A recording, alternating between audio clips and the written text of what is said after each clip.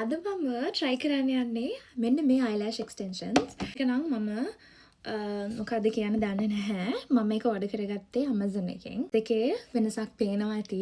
මේ eyelashes වලයි මේ eyelashes වලයි.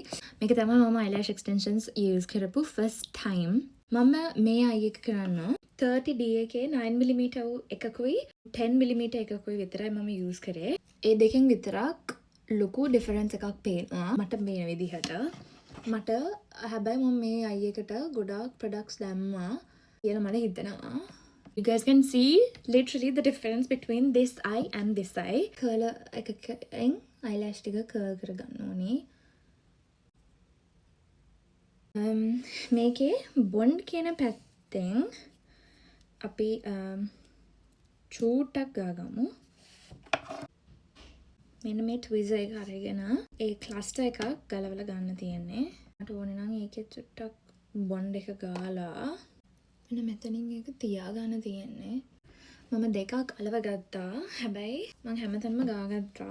ඒක තමයි final result එක. අවදාකවත් eyelash extensions කරපු නැති කෙනෙක් නිසා 30D 40D කියන එක අද තමයි මම මේක දැනගත්තේ.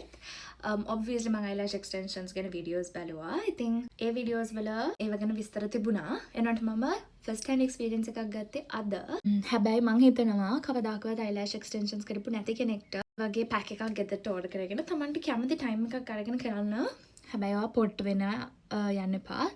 දෙවෙනි reason එක තමයි අනිවාර්යෙන්ම allergy test එකක් කරලා බලන්න. මොකද creams වලට වල පවා allergy වෙන කට්ටිය මම දන්නවා personally. bond එක ගොඩක් ගෑවිලා තියෙනවා. මම seal කරේ නෑ තාම because I really wanted to see how this looks like.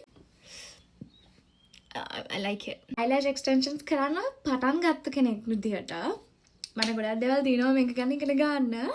හැබැයි I absolutely love it.